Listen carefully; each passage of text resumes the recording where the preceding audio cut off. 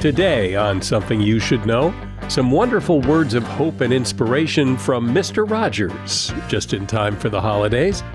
Then the latest in the fight against aging, including the power of exercise. Exercise seems to be across the board beneficial. In fact, if you take an exercise mouse and you take blood plasma from that mouse and give it to a sedentary mouse, the sedentary mouse is much healthier and has better cognitive function. Also, the top 5 traits employers are looking for in new hires, and the damage done by the fear of what other people will think.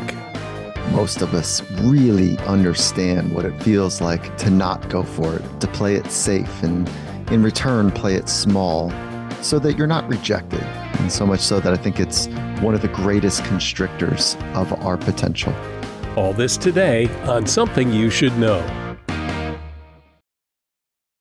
Something you should know. Fascinating intel, the world's top experts, and practical advice you can use in your life. Today, Something You Should Know with Mike Carruthers. Hello, welcome to Something You Should Know.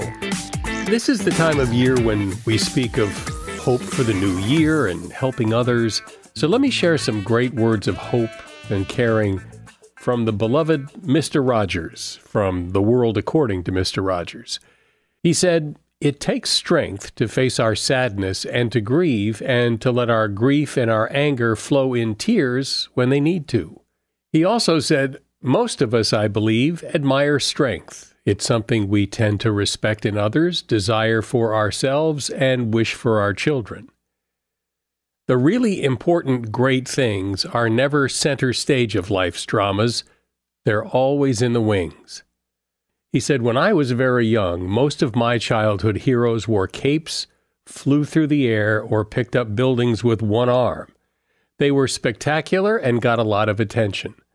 But as I grew, my heroes changed, so that now I can honestly say that anyone who does anything to help a child is a hero to me. We live in a world in which we need to share responsibility.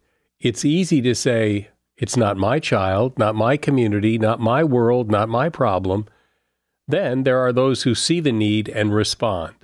I consider those people my heroes." Those are the words of Mr. Rogers, and that is something you should know.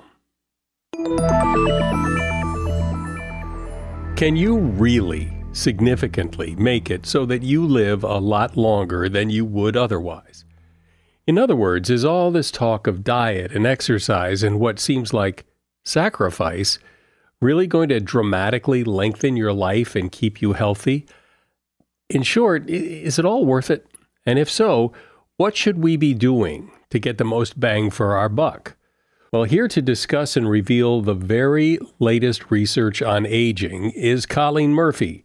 She is a professor at Princeton University, director of Princeton's Glenn Foundation for Research on Aging, and author of the book, How We Age, The Science of Longevity. Hi, Colleen. Welcome. Glad to have you on Something You Should Know. Hi, Mike. So right now, people live, well, I don't know, how long on average do people live today? Well, so Americans live into their 70s and early 80s. Different countries have higher life expectancies, like Japan. But we already know that people could be living longer if they were a little bit healthier. So I think it's a question of, are we talking about the people who are already doing everything to live as long as they possibly can versus, median or mean life expectancy, where there are a lot of people in the country who, for various reasons, perhaps they are obese, maybe they have some metabolic disorders, cardiovascular diseases. So we could raise the average lifespan as well. And I think those are two different questions, maximizing lifespan versus getting everybody a little bit healthier.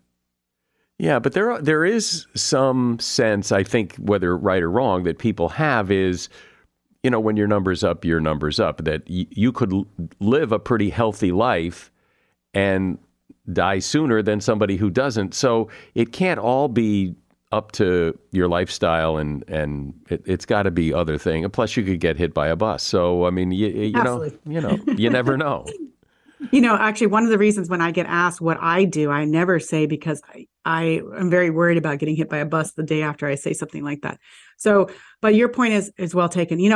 There's lots of stuff that we can do to improve lifestyle, but absolutely, there's a huge genetic component to how long we're going to live. And of course, there are people who are centenarians, right? Those people have won the genetic lottery. And a lot of them don't do any of the things that we would consider to be, following a healthy lifestyle. So there is a disconnect there. And one of the points of doing work on longevity and research is not to just use the things that we already know now, but actually to push that further and to ask, well, if you tweaked this genetic pathway or that one, could you, maximize a little further, even despite having, not won the genetic lottery? Could we push that to a better limit?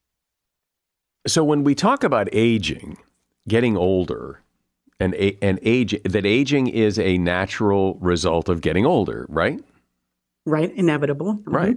But I think when people often think about aging or talk about aging, they're talking about appearance rather than something else, which is not what you talk about necessarily. But can you really slow that down? I mean, people talk about slowing down the aging process. Is that a thing, or is that just a way to kind of shorthand describe something? So in the lab, we use what's called a model system. That is, we don't do experiments on humans. What we try to do is take a small, in our case, where we're using this little worm, it's a millimeter long nematode. And the reason we use that is because we know a ton about it at the genetic and morphological level. And so we use that to try to design experiments where we can understand better, can we do exactly what you're saying, slow down aging? And we definitely have pathways that we study where aging has been slowed. So when you say that you took this little worm and slowed down the aging process, what does that mean? Because time didn't slow down. So what makes you say that the aging process slowed down? All right. So I wish I could show you a movie, but this was observed back in 1993. Cynthia Kenyon at UCSF found that a single mutation, so just one nucleotide change in the entire worm's genome, resulted in the worm being much healthier, crawling around, basically acting like a young worm for much longer, and it lived twice as long. And so that's the base on which a lot of our work is set, because we've been able to use that mutation. That worm was called a DAF2 mutant. We've been using that mutant and probing into like all the ways that it's better. And my lab found that those worms have better memory. They also slow down their oocyte aging so they can reproduce twice as long. And so this has been a great tool. So in fact, that animal does have slower aging because all the hallmarks of aging that we can measure, or at least I think most of them, everything that we've seen, shows that they actually act like younger animals and live twice as long. Well, that's pretty cool. It is cool. It's my favorite thing. How do you know it improves their memory? Do you give them little memory tests, and how do you get them to hold the pencil to take the test? Yeah, so that was actually what I started my lab doing, was trying to figure out, can we actually test memory in a worm? So this is much like what you would do with a dog. So we asked, what does a worm like? And it turns out the only thing they like is food, and they eat bacteria. So we developed a very simple assay, just like Pavlov's dog. Instead of ringing a bell and having steak and this dog salivating, instead now we take worms and we starve them for a little while. And then when we feed them again, we put on the lid of the plate, because they live in little agar dishes. We put on the lid of the plate just drops of an odorant called butanone. So this chemical is volatile. That means it it can evaporate, and so the worm can smell it.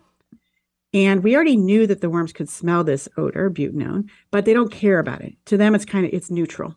And that was really key for our assay, because what we wanted to do is ask them, okay, now when they smell this odor, while they're eating, when they were hungry, will they make an association between that smell and food?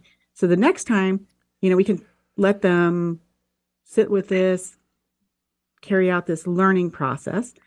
And then after an hour of doing that, we take the worms off the plate, and then we put them on a new plate with no food, but a little drop of butanone at one end and ethanol at the other end. And we ask them, okay, how much do they like the butanone? And so they will crawl to the butanone spot, whereas before they didn't care about it. Now they all go to that butanone spot. So we know that they've learned that association. And so if we just put the worms back onto a plate with food so they can forget, then we do that same test over and over again, we can assay their memory. Fundamentally, what is, well, scientifically from your perspective, what is aging? Because I think most of us think of aging as time passes, things wear out, things get old, things don't work as well as they used to. That's aging. To me, that's aging. Well, I think we share that viewpoint because at a biological level, what's happening, I mean, this is why the aging field is so big and there's so many great questions to ask, but there's kind of everything at once, right? So you have cells that normally would be dividing. They divide nicely when we're young. When we get old, they do that less well. And finally, they get tired of dividing and they don't divide anymore. So that's why some of our tissues can't be renewed. And then we have other tissues like, we have some cells in our body that don't turn over. We never get new ones. And inside those cells, it's really important for all the proteins and all the jobs that are going on inside that cell to keep continuing. But with time, those stop working as well. So you have breakdown at all kinds of levels inside the cell, and then cells making up whole tissues and cells not replacing themselves anymore. So you're not wrong. It's basically a lot of damage that normally our bodies do a lot of work to repair and replace. And now they can't do that as well. Yeah, which is called living life and getting older, and that's kind of the big plan. And so, not to get too philosophical here, but in some ways it almost, well, it doesn't, it's not that it's creepy, but there's this plan that you're born, you live, as you live, you get older. These processes that you're talking about slow down, things don't work as well, and then you die. And it sounds almost artificial, like, I don't know how to describe it, but like you're kind of messing with the big plan here, and should you be? Do you know what I mean? I do know what you mean. Okay, so I think there's a couple of different ways to address that. For example, most of the diseases that people have are actually age-related diseases. And so you probably wouldn't tell somebody, well, I think it's wrong to cure cancer, even though that's one of the most prevalent. For many cancers, aging is the biggest risk factor. Same for diabetes and cardiovascular disease. So I think it's people just don't think of aging as the same way they think of these age-related diseases, when in fact, aging is the reason that they get many of these things. So I think there's that perspective. And then, what do you say about all modern medicine, right? So back, a century ago, we didn't live this long. So at what point do you slow that? I think it only gets creepy when you really think about if you're only going to help a few people in the world that have a lot of money. I think that's when it gets creepy, or when, I can understand it. But, I think for the most part, helping people live higher quality lives may or may not extend their lifespan, but it will help them be happier and healthier, better. We're talking about longevity and all the research going on right now to help extend life and to keep us healthy. And my guest is Colleen Murphy. She is author of the book, How We Age, The Science of Longevity. So, Colleen, how far away are we in doing some of these experiments and some of these treatments that might actually do something for humans? That's a great question. I was really happy. We developed that assay I told you about, that experiment to test worm memory.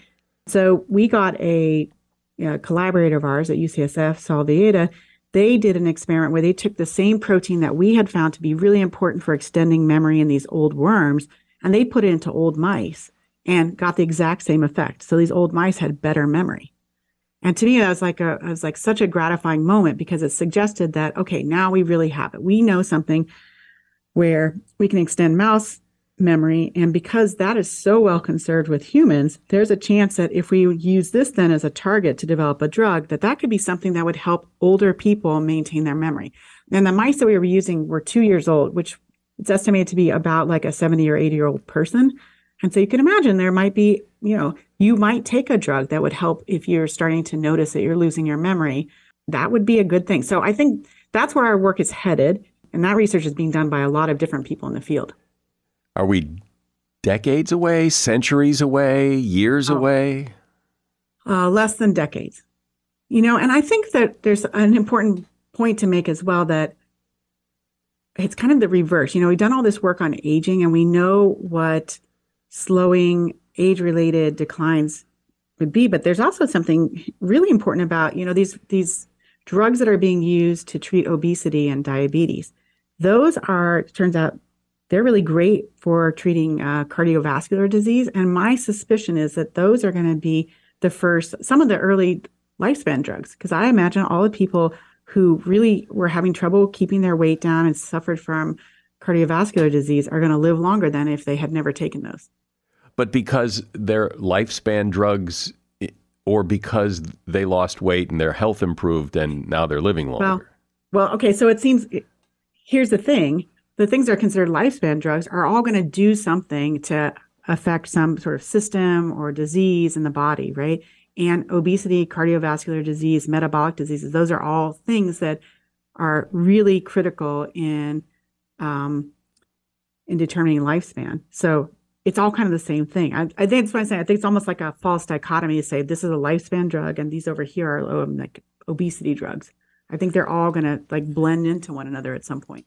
Do you look at, I remember doing an interview not that long ago about how, there are creatures roaming the planet that live a lot longer than we do.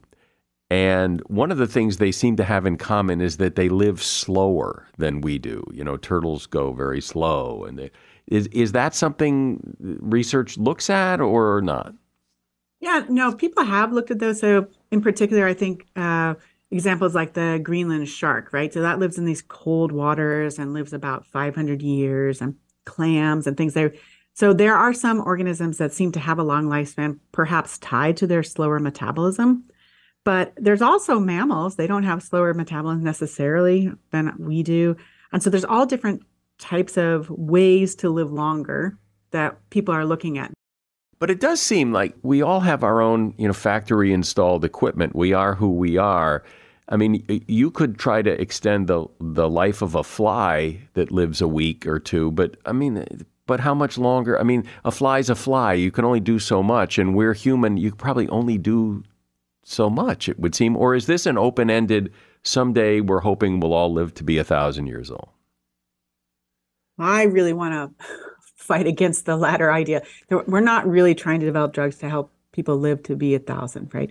The idea, and you're right. So worms, they live 2 to 3 weeks, and we have mutants that double lifespan. And there's even when you add some of the pathways together, it's kind of record breaking of living like 6 times as long. But as you move up the evolutionary scale, those same pathways have a smaller and smaller proportional effect. And so I think the goal here is to maintain function longer. And I don't think I don't think it's achievable, and it's also not desirable to aim to make someone live 500 years. The real point is to not suffer from age-related diseases. And I think this disconnect, because I know there are people out there who are saying things about living, incredibly long. I think it's kind of a turnoff for most of us. Even centenarians, if you listen to them, some of them are happy and others miss everybody who grew up with them, right? They know that they're in a weird place living super long. So I think you don't want to be the one who lives super long. You want to make sure that you live long along with your friends and your family, and that you live in a healthy way so you can enjoy being with them. Can you comment on, and I'm not sure if this is your area, but the things that people hear about that they're supposed to do to, live healthier and longer that really work or don't work, like, intermittent fasting or, a vegetarian diet, whatever it is, are there things that either are myths or that are in the culture that maybe aren't true or are true, or can you straighten any of that out? On the plus side, things like dietary restriction, and there's all kinds of different styles of dietary restriction. They have been shown in model systems to both slow aging and reduce age-related disease. Now, I think in humans, there's this extra component that hasn't been discussed enough, which is like the psychological component of starving yourself. And I myself, I'm not a big fan of dietary restriction, even though I know, probably if I got certain forms of cancer, I'd probably start doing that. So all the things that people are doing with intermittent fasting and caloric restriction, I mean, that's fine. They can do that. It's not really, and there is some evidence for it. I think in the end, what's going to happen is we're going to find better ways to help people. Things like drugs that actually mimic the effects of dietary restriction. That'll be great. Now, for exercise, it's almost hard to argue against exercise. Exercise seems to be across the board beneficial. I don't know if there are any studies saying that exercise is not worth doing. And in fact, this friend of mine I already mentioned, Saul Villeda, who his work, they showed that if you take an exercise mouse, and so these are mice that voluntarily run on a running wheel, and you take blood plasma from that mouse and give it to a sedentary mouse, the sedentary mouse is much healthier and has better cognitive function. And so that tells us there's something that happens at the physiological level, and they showed it's from something that happens in the liver. It secretes a protein that is really beneficial. And so I think the one thing that people are like, they're, less excited about doing sometimes, but is really truly beneficial is exercise.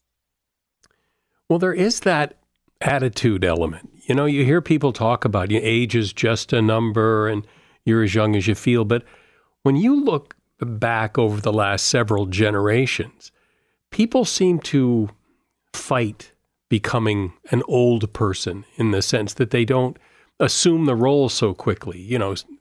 60's the new 40 or whatever the numbers are, but that people hold on to their youth longer and don't just give in. And that seems to be a pretty effective strategy. Yeah, and I would say that's a healthy shift. For the most part, people are doing this by staying healthy longer. Yeah. Well, I guess that's the goal, right? Is to stay healthy as long as you can, and then get sick and die quick. Exactly, which is called the compression of morbidity, and actually is a well-known phenomenon that the field is actually aiming for. Because we'd all like to live as long as possible, but not stretch out that frail part of life. We'd like to compress that.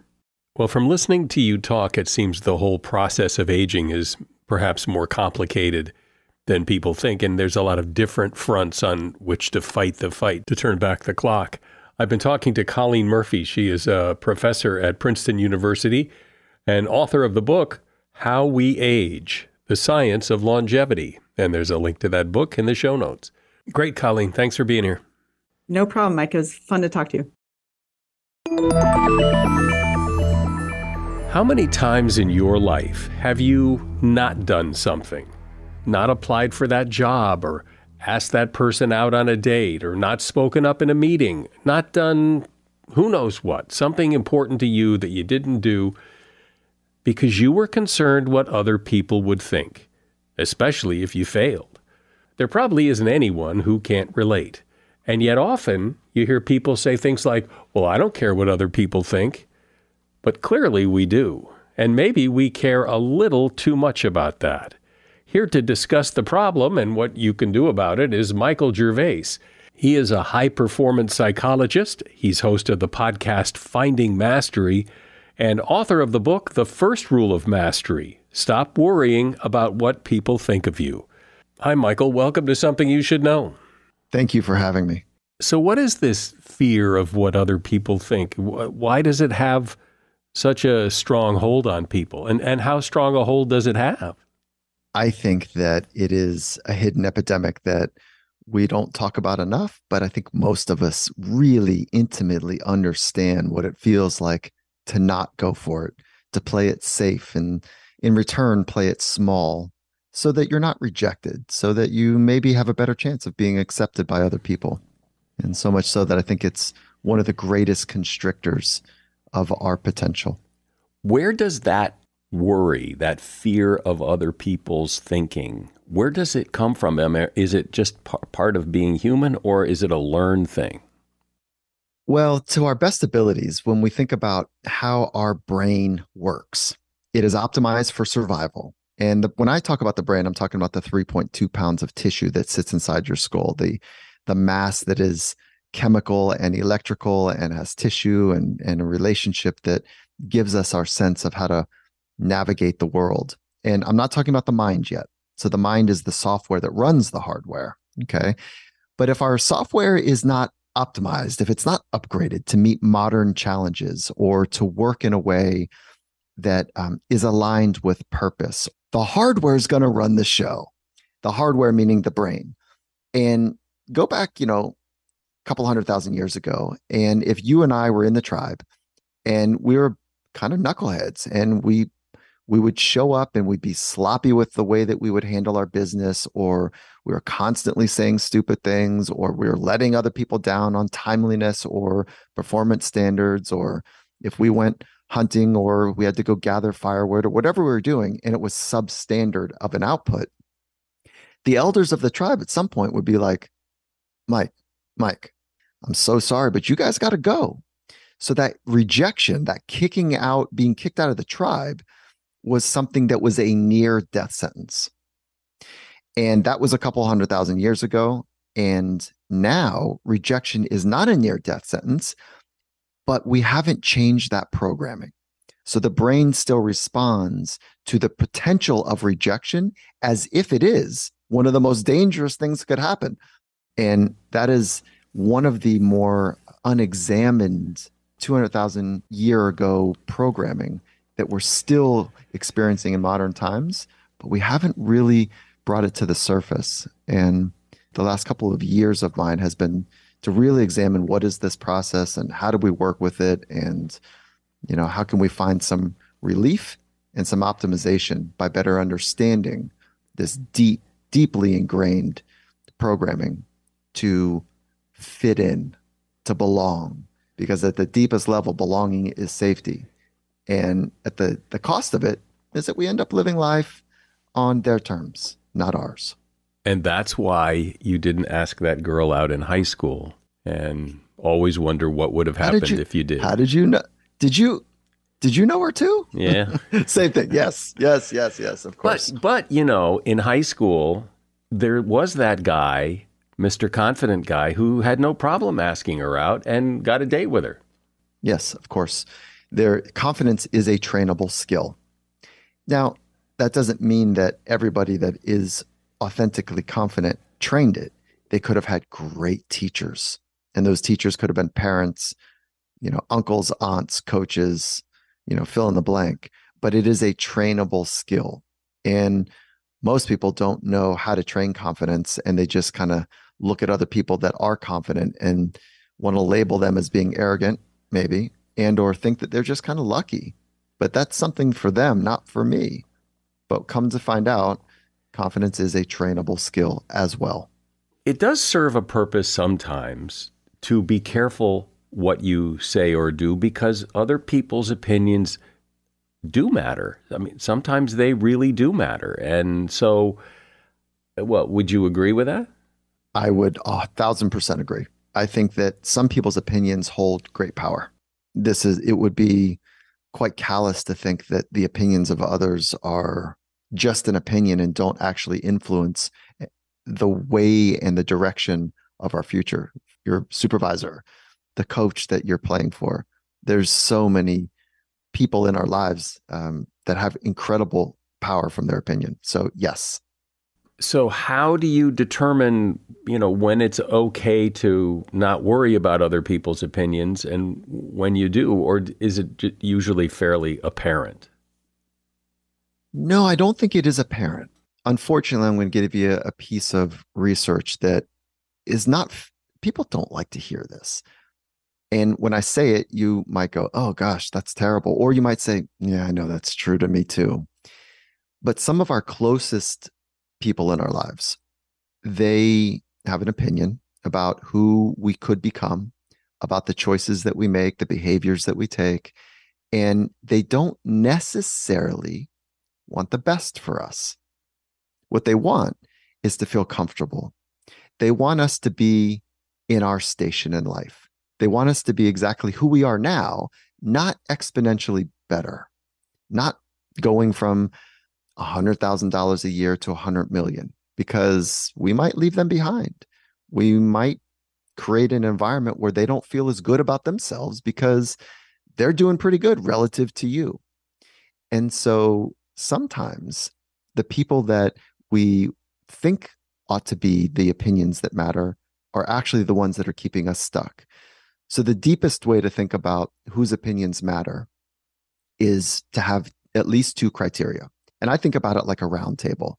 And my round table is not very big. It's got 8 chairs on it. And it's the people who care, who have invested in my well-being, who have demonstrated that my growth arc, independent of their growth arc, matters to them. So it's those people who really care, who have put time under tension with me to get to know me, to get to understand my unique challenges in life, my pain points, my traumas, and my wonderfully, ambitious vision of who I want to become and how I want to contribute to the world. They've spent the time to know that. And the second criteria is that they've been in the arena. They have tested themselves. They know what it's like to work from a place of pressure where stress is real in their environment too. So they understand that intersection. And those are the opinions of others that matter to me. And so what is your take? What is your advice on when you're faced with something and the thing that's stopping you is, what if I look like an idiot? What are these people going to think if I fail? How do you push through that?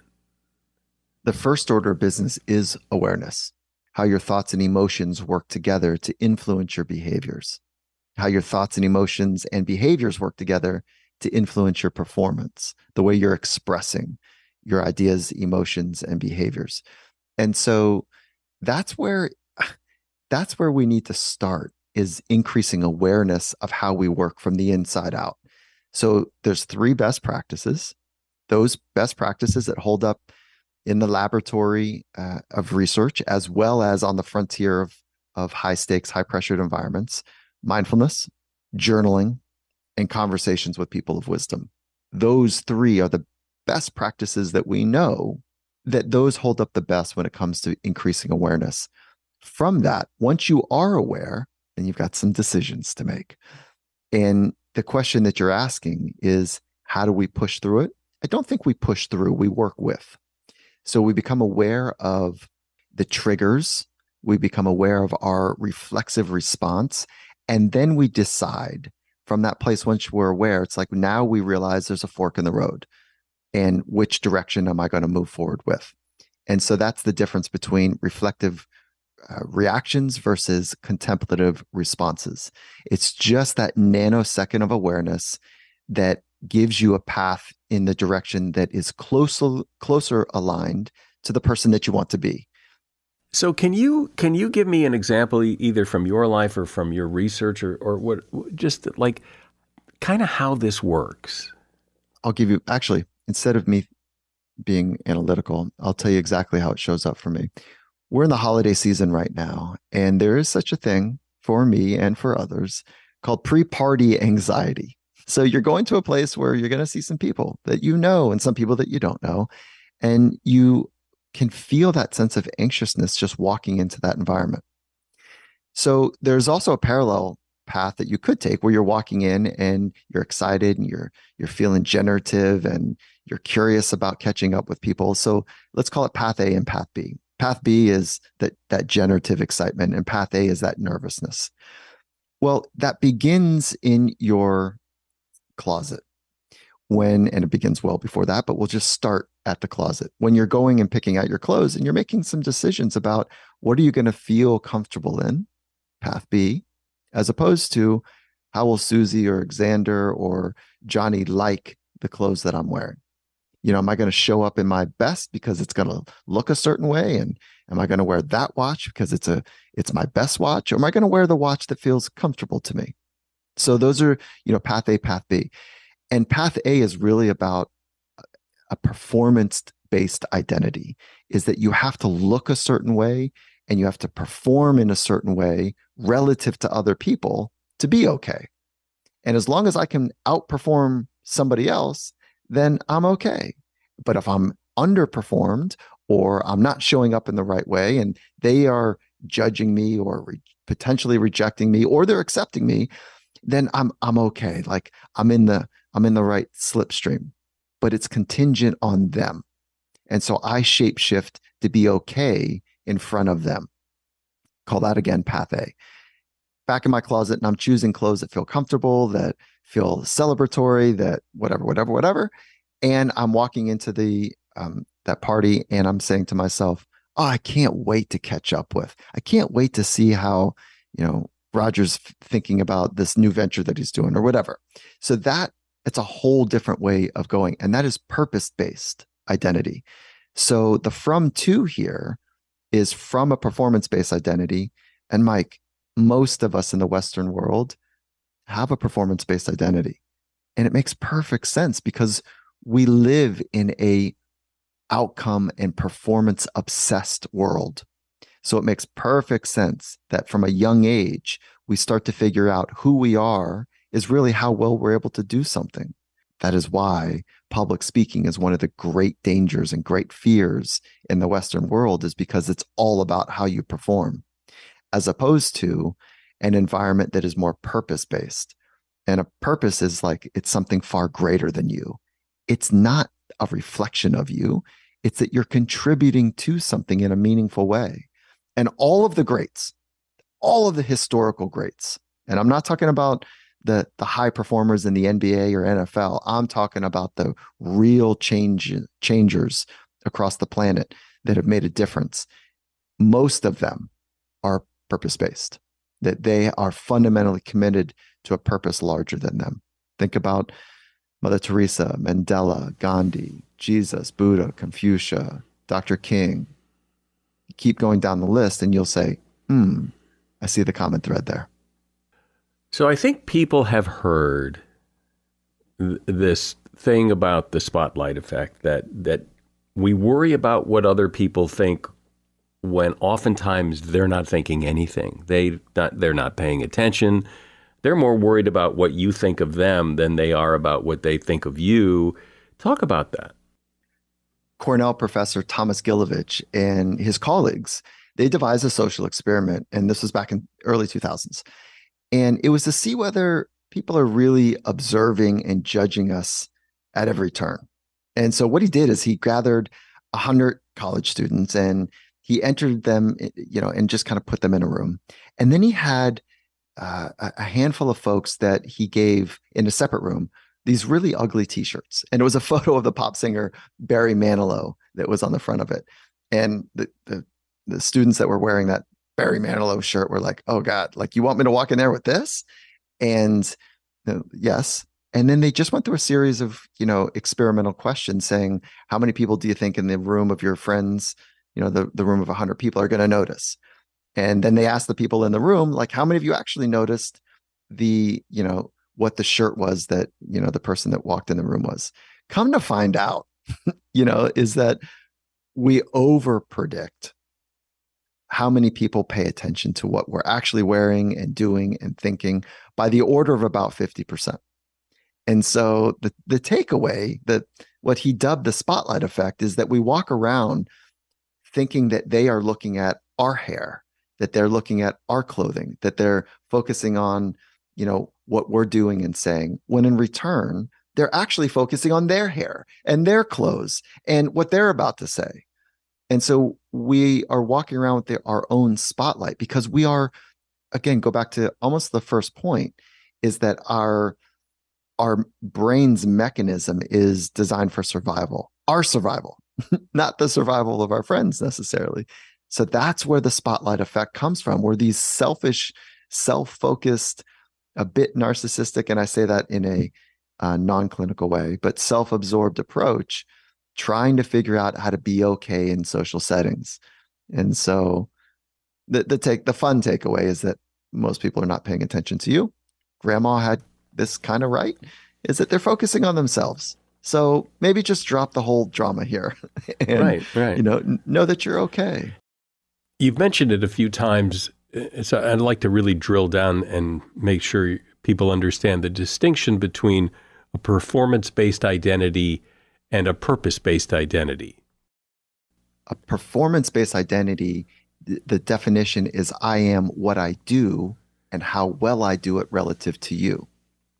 A purpose-based identity is completely different.